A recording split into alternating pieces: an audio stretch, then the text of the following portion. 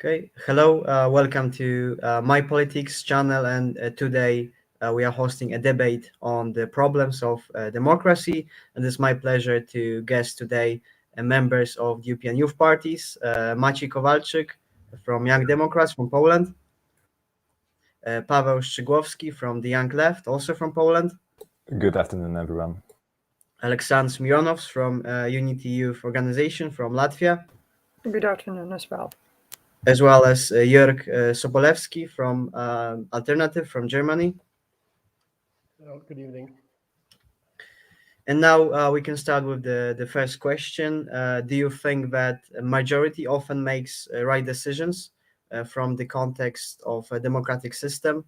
It is one of the political, philosophical question about the system in which majority makes right or wrong decisions. So the first speaker is Maciej Kowalczyk. The floor is yours. Thank you very much. Thank you for the question. And that's what I wanted to say, that it's a very nice philosophical question. However, I believe no, the answer is no. So majority doesn't often make good choices. However, democracy is a system, is a political system widely admired and based on two assumptions: minimum of coercion and maximum of consent, as Larry Diamond, famous political writer, wrote. And I believe that in this ideal democracy, democratic systems, there are mechanisms that help to tackle disinformation. Not disinformation, but tackle bad decisions. And these are separations of power, elections, or the rule of law. And in this ideal democratic systems, these mechanisms should help to tackle bad decisions. However, in reality, it's a bit different. We had an example of President Donald Trump, who claimed that elections were rigged, and in this case, these democratic mechanisms worked. In Poland, in my country, it's not 100% the case. So in reality, in the age of mass media, of disinformation, democracy is very much under pressure from bad decisions. Thank you. Okay, thank you very much. And now, Paweł, the floor is yours. Thank you. Well, at the very beginning, I would say that I see a very serious issue with this question. And the issue with this question is the question itself, in fact, because in order to answer that, we would have to define what is a good and what is a bad decision. And I really believe that the world is not black or white, that what is a good decision for one may not be that good for other. And therefore, I believe that we should stop believing that democracy is a system which was made to make the best decisions or even just simply good decisions for all, but democracy is a system which was created to make the most acceptable decisions for all of people. And for example, a good example of that is, I believe, for example, taxes, because should I be rich, I don't want to pay too much of taxes. Should I be poor, I would like to have help from the state, and of course this help is financed by taxes. So what we consider a good and a bad decision depends on the values that we believe in, the ideas that we have, and of course the way that we the situation that we are in our lives. So that's why democracy is, as I've said before, in my opinion, a system which was created to make the most acceptable decisions. And it's actually theory, because the best definition describing democratic world or democratic system is that democracy is rule of majority, but with respect to the rights of minorities. And even though it's just actually a general statement, it has some very serious and precise implications, because we have to remember that even though the decision in democratic world is made by the majority, we have to remember about those minorities, and we cannot violate their rights. We have to remember that they are also people, and that in democratic world there should be place for all of us. Thank you very much. Okay, thank you very much. And the next answer will be from Alexander Mironovs. The floor is yours. Yeah, thank you. I think it is a really philosophical question, and I think the answer is really depends on the society. Like, how educated the society is, how prosperous the society is, and how happy in general it is. Like, the majority in Switzerland is not the same majority as it would be in Egypt, for example. I extremely admire Switzerland people. Like, this is a country where, the government is basically happening on the level of referendums. That's people who vote and basically govern country. And on the same time, we can take an example of referendum on helicopter money in Switzerland, where where people in Switzerland rejected the proposal to give for free that helicopter money to every citizen. At the same time, if there would be such referendum in Latvia, I'm not sure that Latvians would vote to say no on that. So I think it really depends on the country and on the society. And I think that's why we need politicians, because, politicians are people who have the responsibility to hold the society, and they have to make decisions that are going to be disliked by the majority, but that's going to be necessary. So politicians at some point are those who can make those decisions that are going to be disliked, but that's going to be, right. And it is balancing the sometimes the flows of the society at large. Thank you very much. And the last speaker answering this question is Jörg Sobolewski. The floor is yours.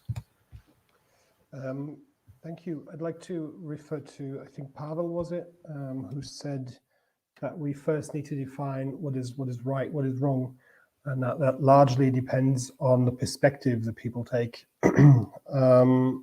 You could say, because the question, as you wrote it to me, was, does democracy make the right decisions? And if you look at right decisions, you could, with Machiavelli, basically say might is right. Yeah, whoever is in power is right, and completely deny any effect of morality.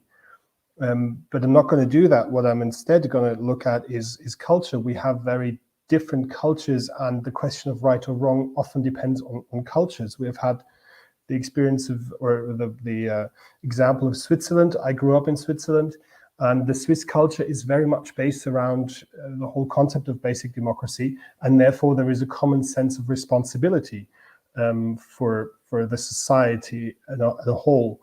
That we maybe not have in other countries. You mentioned Egypt, for example, where we have a more authoritarian culture and have had it for many years now. So it is a difficult question to ask. And I would say no, in general, democracy doesn't make better decisions doesn't often come up with better decisions than any other form of government, but it does tend to have outcomes that are more acceptable for the majority, and that is what Pavel also said, and I think that's the key word here. Is the outcome of a decision acceptable or not? And democracy, in the end, tends to come up with a more acceptable outcome. Okay, thank you very much. And we can move to the next question, the consideration of mass media and the influence on democracy. So what is the major problem for democracies nowadays, taking into account the role of fake news and misinformation in the mass media as well as social media influence. And the first speaker answering this specific issue would be Jörg Sobolewski. The floor is yours. Well, thank you. I think mass media and influences is something that we've always had in terms of politics throughout time. If we look at Roman history, if you look at Tacitus, it's basically not much has changed. And that sadly also involves the basic concept of democracy or of any form of government, and that is that the vast majority of people tend to act on the basis of very natural instincts. They tend to act on the basis of, is there food in my fridge or is there no food in my fridge? Am I able to afford meat more than once a week, or am I not able to afford meat once a week? And we've had governments falling over this very issue in France, but also if you think about the collapse of the Soviet Union, if we look at those things, we see people tend to make a revolution. People tend to really change a society if there is no chance for them to live a life that they deem interesting, and if there are enough young people who are willing to go for this, for this daring struggle of changing a society. So, mass media, this kind of false, misleading information, all of that can only play on the basics of the society in terms of culture, in terms of demographics. So no, I wouldn't say that any of that has changed how we perceive democracy. If anything, we should look at education. If we look at education, if we see that maybe we have a drop in the levels and quality of education, that is a threat to democracy.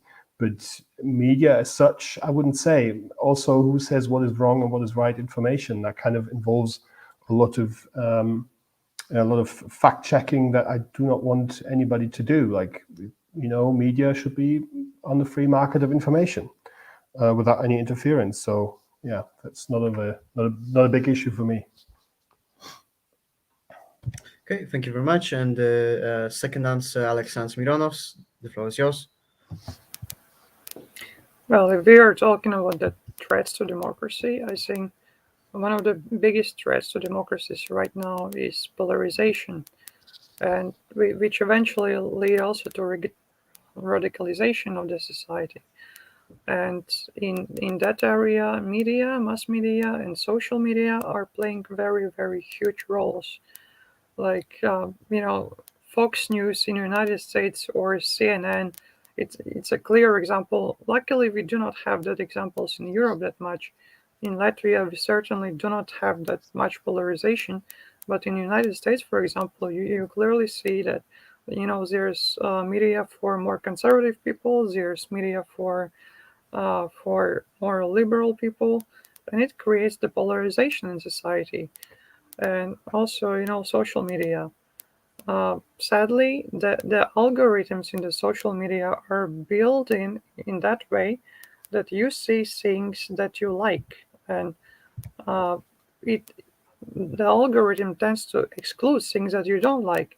So if you tend to believe one particular political beliefs, then you will not hear the opposite side. And it really polarizes you, it really radicalizes you, and then the society at large, it became less functional because of that. So I think the polarization is the greatest threat. And, that social media, mass media sometimes create that polarization, but not always. Sadly, we can disable that algorithms in social media. But if we choose to, stick to common sense media, mainstream media that are objective, for example, Reuters, media that are simply stating the facts and do not give any biased opinion, I think that would be great. Okay, thank you very much. And Jörg Sobolewski requested a comment on Alexander's speech. The floor is yours. I would like to go back to that whole polarization issue and also what you said about mainstream media.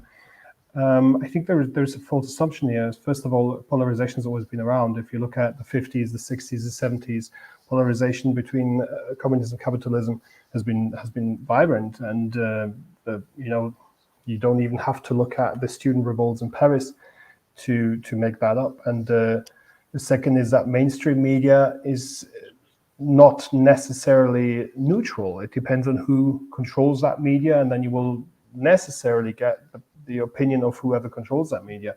So there is no such thing as impartial or neutral media. That just doesn't exist. If you want to look at what happens, you have to look at all the media and then kind of find your own way through that and find the middle ground.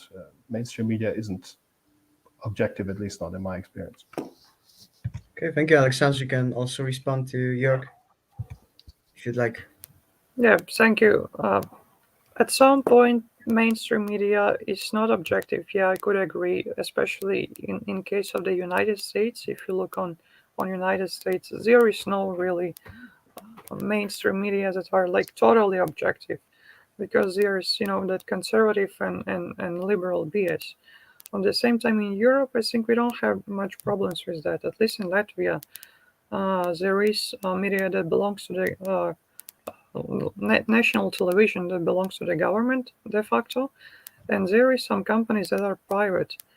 And if you look at them, then the governmental media, they have total independence. They criticize the government very, very often, probably much more often than private one. And the private one do not have that BS because they are owned by many owners who do not want to interfere into the work of their work. But in some cases, there's that smaller media that are just focusing on very small portion of the society who are trying to radicalize that. And so yes and no. Okay, thank you very much. And the next speaker answering the second question, Paweł Szygłowski, the floor is yours.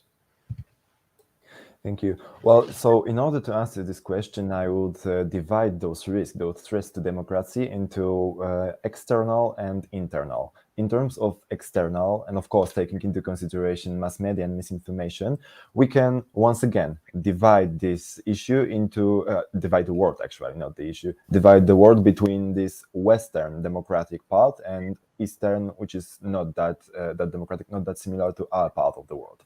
And actually, I believe that we can see this war between those two worlds right now on the Ukrainian border.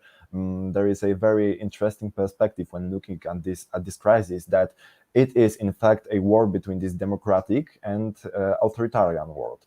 We have to take into consideration the fact that our democratic societies, the democratic way of organizing our country, is way more appealing for people than authoritarian ones, for example, such as in Russia. And therefore, in terms of this war between the two worlds, mass media and misinformation is a very, very strong weapon, and it can be used by such countries as, for example, Russia. And we have already seen that, because we've heard the news about using mass media by Russian hackers to create some certain kind of behavior or fear, maybe even in Ukraine. And we have to remember about that we as democratic world should all together face this issue and say that we want to stay united. And of course, mass media and misinformation can also be used in internal affairs, for example, using some TV channels or any other mass media to spread misinformation, to spread lies about, for example, opposition, about or even the government. And of course, it's not the way that democracy should work. Democracy should be based on facts and on true information. But actually, in terms of internal risk to democracy, we also have to define what a democracy is, because we often think that democracy is only the way that the government is chosen, and of course it's not. Democracy is a whole set of values that should be respected if we want to be a democratic country, and therefore, in order to become or stay a democracy, we have to remember about such values as separation of power or rule of law. And these are all important things in order to be a democracy. And we have to ask ourselves, are we really a democracy? For example, Poland or Hungary, are these still really fully democratic countries? Democracy have to be secured by us, and it's not given once and forever, and we have to remember about that. Okay, thank you very much. And last speaker, Maciej Kowalczyk. Thank you. I believe that the biggest threat to democracy is disinformation. And I agree with Pavel on this, because democracy, for a very long time, we thought that democracy is just about elections. So every 4 or 5 years, elections are happening, and that's it. It's true, but not only. Democracy is a way of life. So everything what happens in between those years of elections, this is civil society. These are NGOs, interest groups, and disinformation destroys this whole concept of democracy, because if we make our choices based on false information, is it democratic? I believe no. And however, European leaders have realized recently that disinformation is a serious internal and external threat to democracy. And for example, in European Parliament, they set up a committee. It's called a very long name, Special Committee on Foreign Interference in All Democratic Processes in the European Union, including disinformation. So very, very long name of the committee, but they will soon publish report about this, about disinformation. Also, European Commission set up an agency. It's called East Stratcom Force, which was created after Russian disinformation in 2014 and 15. So there are certain actions on the international European agenda that I hope will create solutions to the problem of disinformation. But first and foremost, answer to the problem of disinformation in Europe and globally is education. And I want to give an example here of Estonia, a relatively small country, but extremely at high risk of Russian disinformation because of huge Russian minority there. And after 2007 riots in Estonia, which sparked after disinformation from, we might assume, Russia probably, Estonian government realized that they have to start teaching young people how to read information. And today, Estonia is in the highest rankings of media literacy, because after 2010, they start teaching this subject at school that is equally important to maths or literature. And I believe that's the only solution today that can efficiently tackle problem of disinformation. Thank you. Okay, thank you very much. So we can move to the next segment of our debate.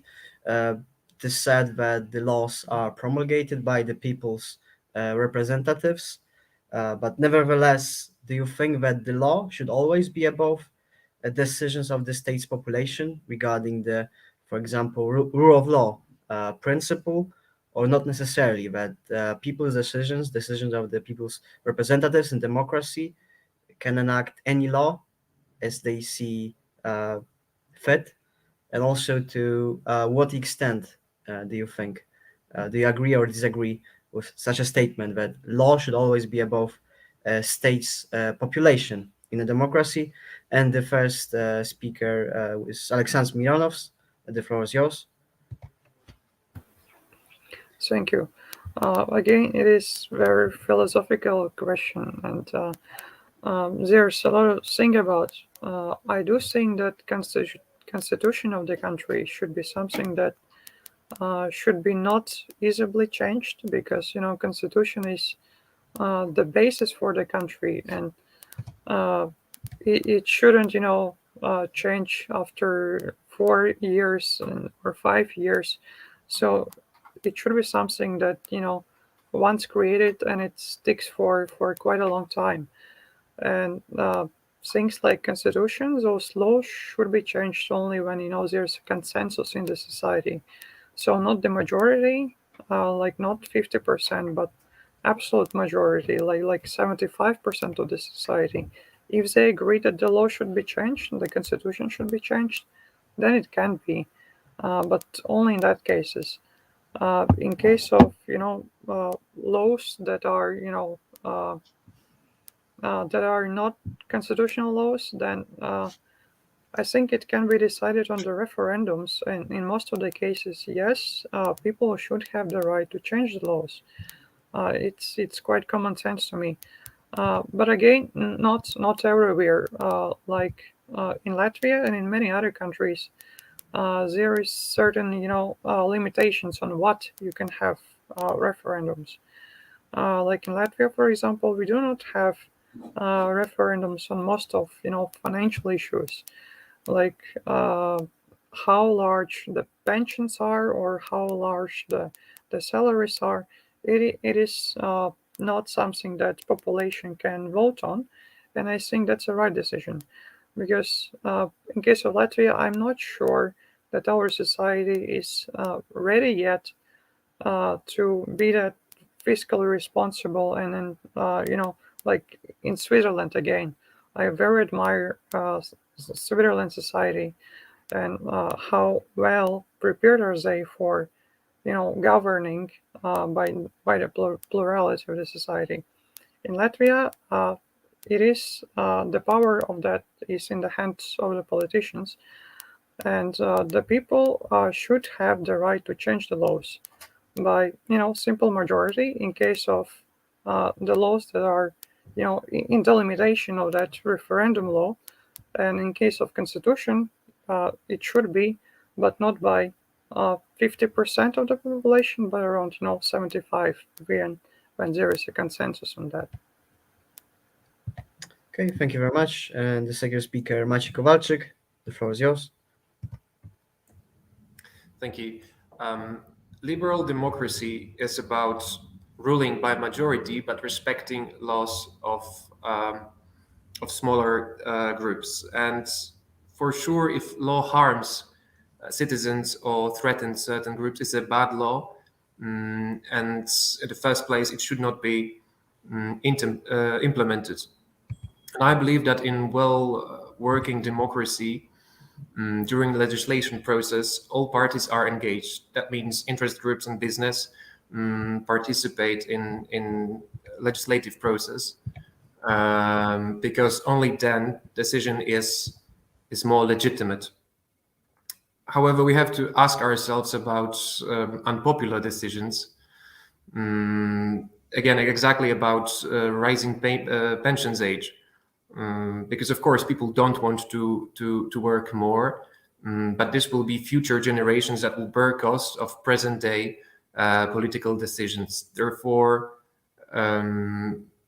not always maybe major democracy and responsible politicians will always think wider and see broader and be able to make unpopular decisions. And I'm personally a big fan of participation democracy.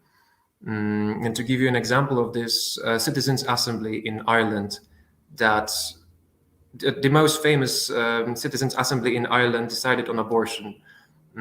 So there were plenty of other issues being decided upon then, but abortion is the most famous.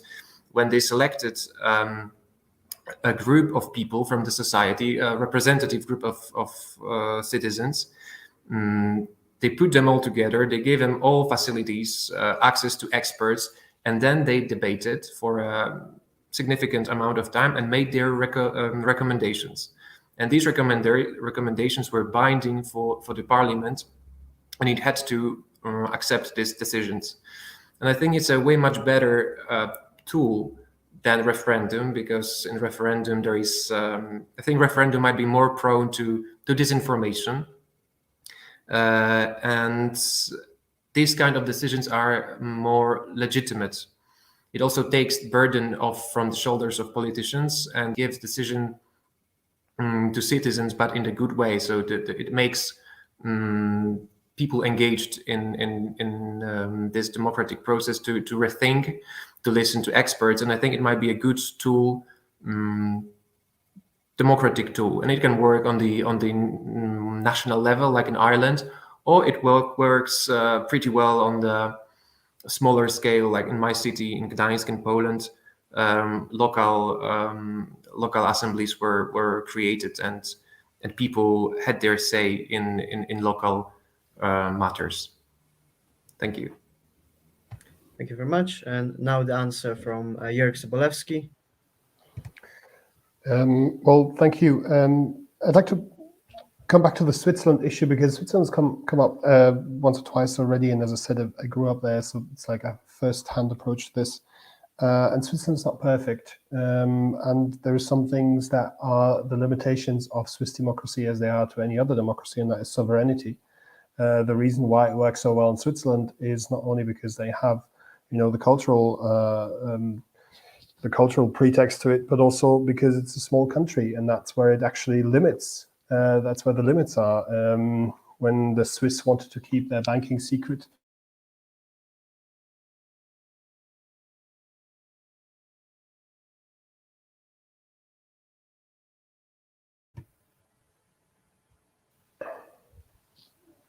sorry, I was gone.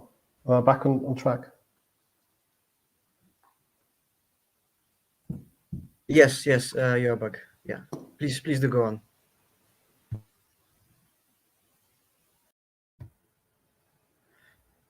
Okay, something happened due to internet from York, so we can wait for 15 seconds maybe, and then we can go with a speech from Paweł, and then we'll come back to York.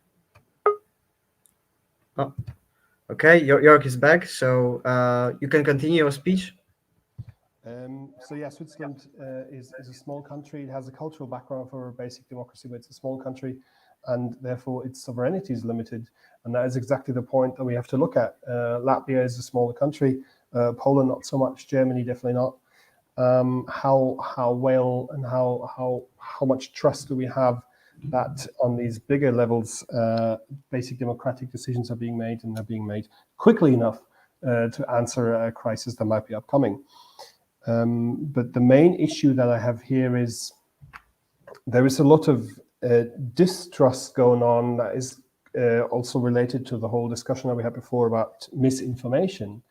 And I think when we talk about misinformation, we need to kind of also have a more realistic view on it. If we have a very Catholic population, for example, as we have in Ireland, as we have in Poland, for example, and then people tend to look at the topic of abortion from a Catholic background, and therefore also use the required media, then that is not misinformation, it's just information based on their cultural background. And that is something that's often forgotten. Democracy is always linked to the cultural background of the people that we have in that democracy, and therefore the outcome can be very difficult. I can have a very liberal constitution if my culture is mostly conservative, then that liberal constitution will be no good for nobody. Law is not magic, and therefore we need to look more closely at the cultural background of the people who are in this democracy and who vote, and less onto what kind of laws they pass. I can have the best laws in the world. If the majority of my people do not support them, then nothing will happen. That is the whole issue that I have here. But in general, of course, when it comes to things like property law or things like this, then yes, the state should definitely, then the law should definitely be above the state. That is definitely true. But when it comes to more societal things, to cultural things, to religious things, then we need to look exactly at what the people in the majority want and what the background is they have, because otherwise we will just end up with laws that nobody's following. Thank you. Okay, thank you. And the last speaker in this segment, Paweł Szczygłowski. Well, in order to answer this question, one would say dura lex sed lex, which of course states that no matter what the law is, we should respect the law. And based on that, we would have to take into consideration also the fact that in democratic world, in democratic states, the law should be created according to other values of democracy. And we have also already mentioned such things as rule of law, as separation of power, as respecting the rights of minorities. And should this law generated even by the government chosen by majority of people, this law should also respect those values that I've mentioned right before. And if such a situation happens, then yes, I can agree with that dura lex sed lex, that we have to respect the law because that's the law, that's the way that we are organizing our society, and we have to respect the will of this majority. But should those values be violated with that law, then of course something is wrong because it's a threat to democracy itself. And for example, Maciej mentioned abortion. We can also take a look into abortion in Poland, where the constitutional tribunal somehow forced all the people to get the point of view on abortion, the law of abortion, which was expected only by a fraction of those of people, not by everyone, and it caused many demonstrations, many protests among in whole country, because that was the violation of the other values that are important in democracy, which is taking into consideration all the groups. Maybe it could be for some people a good solution to this problem, what Maciej said, to take representative from the society and let them decide about that. But for example, we on the left side of the political spectrum, we believe that, for example, the right to abortion is a human law. And of course, any democratic state should respect all the human law or the human rights, because should they not respect those rights, they're not a democratic country anymore.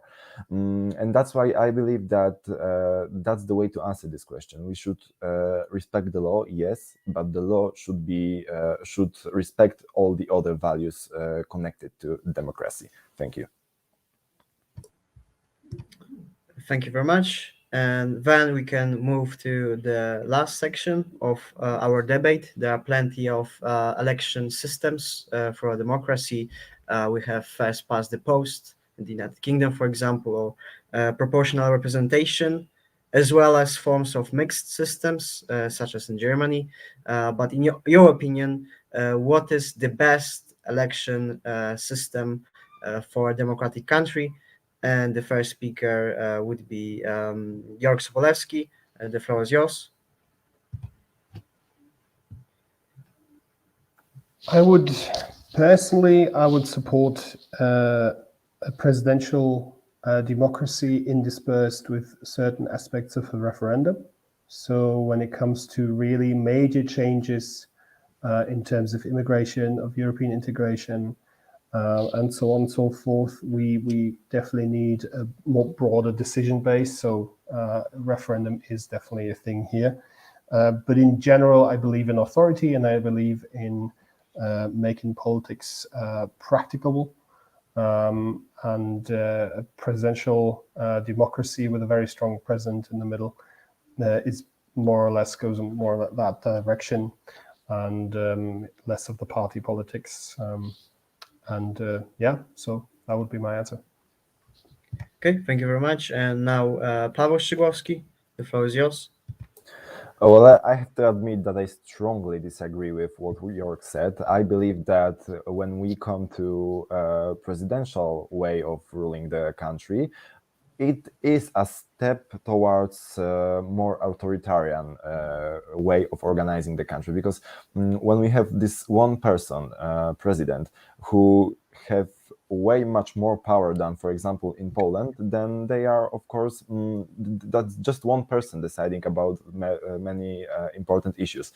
In countries where we have some more parliamentary systems, of course, this decision is the process of decision making is closer to what we have already said about democracy, which is that the decisions should be more and more acceptable for the biggest group of people. So I believe that not presidential but parliamentary systems. And in order for our foreign friends to understand what I'm going to say, in Poland we have a different way of choosing people to both the lower and the upper upper house of parliament. And in lower house we've got don't method of counting the votes.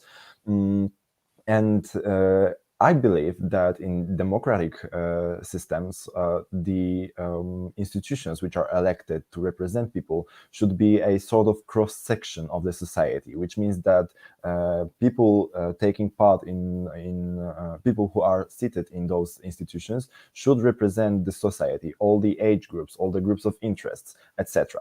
And I believe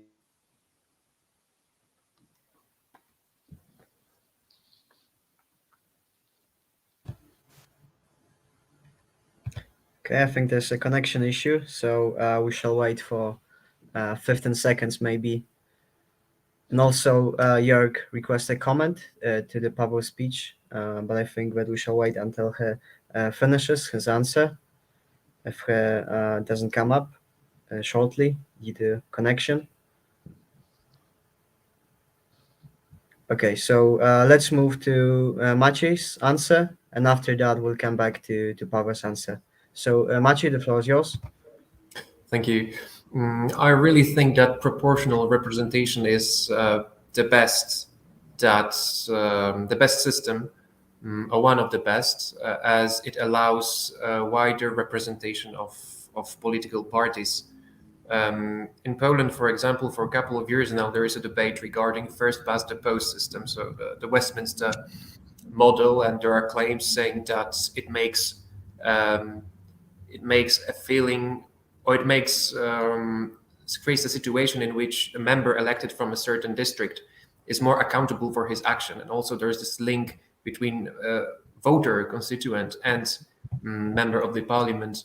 But I believe, and what experience shows in the United Kingdom, for example, that this creates a situation in which larger parties have more power and are able to rule and govern just by themselves. So this system favors Labour and Tories, and puts in disadvantage and underrepresents groups such as Social Democrats or Scottish National Party or Nigel Farage, for instance. So I'm definitely proportional representation team. And while I was preparing for today, I was reading something about German system, so the mixed member proportional system, in which you have two voting ballots, and in one you elect a candidate, and in the other one you vote on political party. And I think it's quite interesting. And maybe usually we have here ad vocem, but maybe I could use my ad vocem to ask Jörg about the system. Maybe he could say something more. I know that he prefers strong power, but maybe he could share some insight how it is in Germany. Thank you. Okay, so Jörg, the floor is yours. Ben? Thank you for this. Thank you for the question. And indeed, I do prefer strong power, but also I will do my best to explain the system we have in Germany. The issue with the German system is that it was designed to be the best of two worlds. So we have the directly elected candidate who is responsible only and answers only to the people in his precinct, in his borough, which gives him a very, very strong position. He's not relying on any party. He's mainly relying on the people in where he comes from. And then we have the party list. So the party votes certain people on the list, and then these people get elected according to proportional representation. And the idea was to have a parliament that would have, both the best of two worlds. So therefore, the strong and independent candidate, and on the other side, also the proportional representation of smaller parties. In theory, great idea. In praxis, big problem, because it basically ends with a massive parliament. It's a bit of a very difficult system. Google it, but just to give you a background view, we currently have the biggest parliament in all the Western democracies, and we have the second biggest parliament, if you consider the Chinese People's Congress of Parliament, that has 1,000 members of parliament, and we have over 800 members of parliament. So kind of a bit of a problem, and it led to this massive party state that is currently a problem in Germany, where it's a lot of money being spent into the parties. Okay, thank you. And Maciej, you also Sounds good, doesn't work. Exactly. Okay, so thank you. And now we'll come back to Paweł's speech. You have 1 minute and a half left. Sorry, I had some unexpected Wi-Fi connection problems. Okay, so coming back to what I've said before, I believe that any institution which creates the laws, either local or central state laws, such as parliaments, local governments, etc., should be a sort of cross-section of the society and should have representation of each interest group, each, for example, age groups. And in Poland, in those two main, for example, central institutions, which is of course Senate, the upper house of our parliament, and Sejm, the lower house, we've got two methods which do not meet those requirements. I mean that they do not create institutions which are representative for the whole society. And of course, for example, the don't method in Sejm, lower house, led us to a situation in 2015 in which Law and Justice Party got 38% of votes in elections, yet they, based on that, they got 51% of places in lower house. In Senate, we've got the single mandate constituencies, and it led us to a strange situation in last elections, in which all the opposition parties had to come together to be able to win in the. It's not the way that democratic elections should work, and therefore we believe, as Young Left, as Młoda Lewica, that this system should be changed into a more proportional one. And therefore, in our program declaration called O taką Polskę, which can be translated into For Such a Poland, we propose to use signed log method, which of course is way better to meet those criteria, and lower the electoral threshold for parties to get places in the houses. Thank you. Okay, thank you very much. And Jörg requests a comment. The floor is yours now.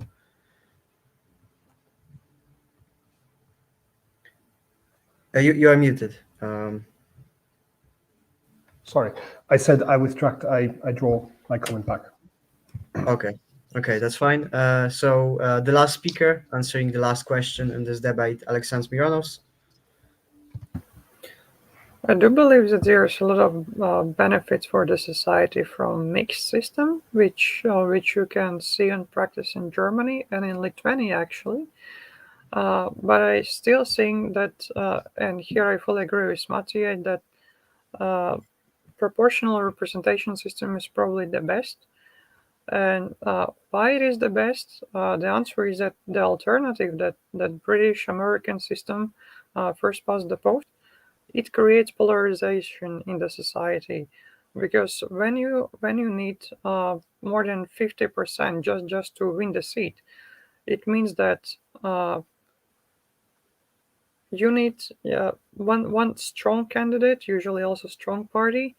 And usually you need the second strong candidate and second strong party then can compete in another part of the country. And usually it creates two-party system when you basically have only two major parties, and other parties are more or less irrelevant. And again, it creates the polarization and it excludes a lot of voices of the people who maybe do not really affiliate with one of two major parties.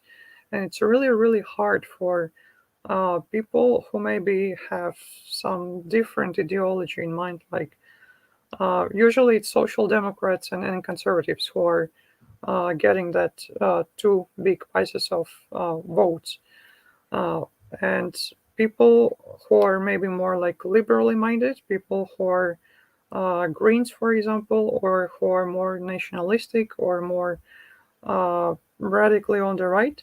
So the votes of those people, they are basically ignored in such system. But on the same time, in proportional representation, every part of the society is heard, so they can vote, and in the end you get the parliament where the voice of the society is represented as widely as possibly. And then sometimes you have a lot of parties in the parliament. Yes, that's a problem. Like in Netherlands or in Latvia, we have around more than 7 parties right now in the parliament. And well, if you count that smaller parties that was created during current parliament here in Latvia, we have more than 10 right now, fractions. And of course, it creates some problems, but on the same time, it represents the complexity of the society. And those parties needs to work with each other and needs to make compromises. And in the end, it creates quality.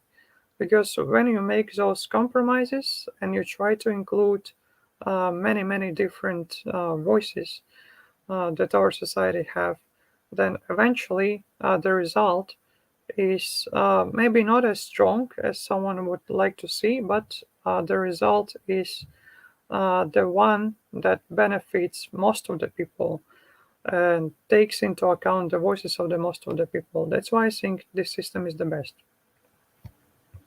Okay, thank you very much. Very well. Thank you all for this fruitful and substantial debate, I believe. And it was my pleasure to debate today with Maciej Kowalczyk from Young Democrats from Poland, Aleksandr Mironovs from Unity Youth from Latvia, Paweł Szczygłowski from the Young Left from Poland, as well as Jörg Sobolewski from Alternative for Germany. Thank you very much.